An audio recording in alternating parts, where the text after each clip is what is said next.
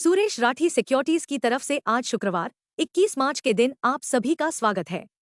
पिछले 4 दिनों की शानदार रैली के बाद दलाल स्ट्रीट के निवेशक राहत की सांस ले रहे हैं। हम देखेंगे कि बेंचमार्क निफ्टी आज के कारोबार में भी उस बढ़त को बनाए रख पाता है या नहीं।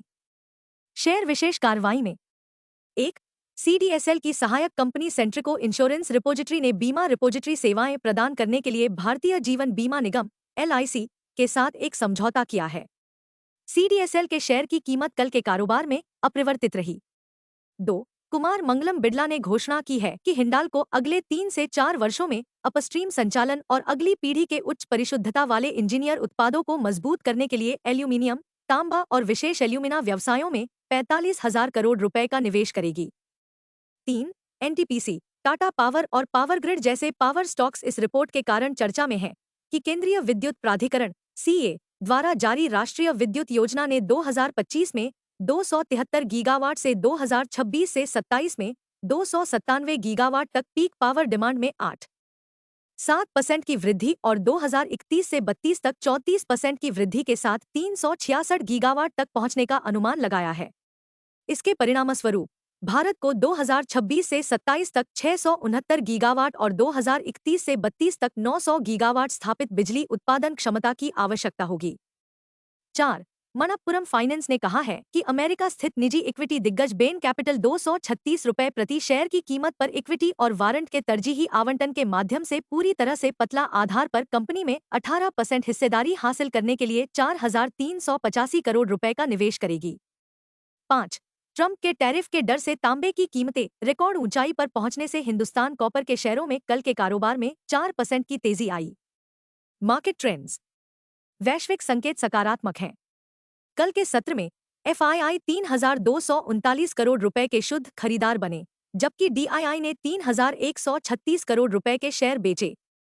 धारणाएं, तेजी की संभावना है। दिन के लिए मार्केट ब्रेथ पॉजिटिव रहने की संभावना है। निफ्टी के टेक्निकल आंकड़े पिछले 4 दिनों की ठोस बढ़त के बाद वांछित समेकन का सुझाव दे रहे हैं। F&O मार्च महीने के आंकड़ों से पता चलता है कि निफ्टी के लिए ट्रेडिंग रेंज 21,500 से 24,000 क्षेत्र के बीच रहने की संभावना है। इंडिया VIX डर सूचकांक 12.60 के स्तर के आसपास मंडरा रहा है। अंतिम जांच में USD INR 26 मार्च की समाप्ति 86.38 के करीब फिसल गया है। निफ्टी PCR 27 मार्च 1.12 के स्तर पर है। बैंक निफ्टी PCR 27 मार्च 1.24 पर है। निफ्टी आउटलुक, तेजी का कंसोलिडेशन काफी संभव है। निफ्टी और बैंक निफ्टी के बारे में तकनीकी जानकार क्या कहते हैं। Nifty CMP 23,191। निफ्टी पर सबसे बड़ा मैकॉरब्रेक इंट्राडे सपोर्ट केवल 22,751 मार्क पर है। तत्काल इंटरवीक हर्डल केवल 23,807 मार्क पर है।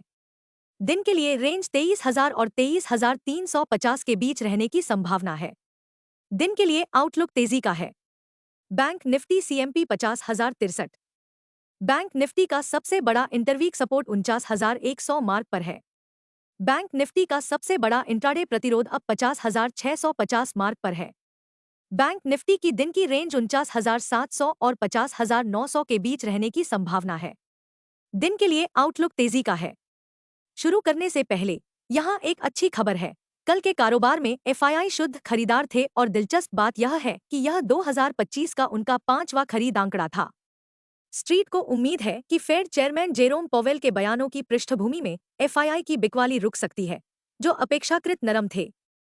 हमारा आज का कॉल सुझाव देता है कि निफ्टी बुल्स हावी हो सकते हैं, क्योंकि बेंचमार्क अपने महत्वपूर्ण मनोवैज्ञानिक 23,000 अंक से ऊपर चढ़ गया। दलाल स्ट्रीट में आशावाद को बढ़ावा देने वाले 3 उत्प्रेरक। 1.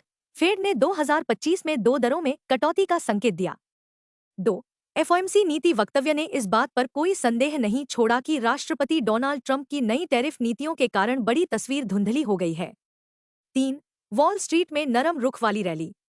निष्कर्ष, फेड से प्रेरित रैली के फीके पड़ने के साथ निफ्टी और इसके शेयरों का ध्यान 2 अप्रैल की ट्रंप टैरिफ समयसीमा पर केंद्रित होने की संभावना है।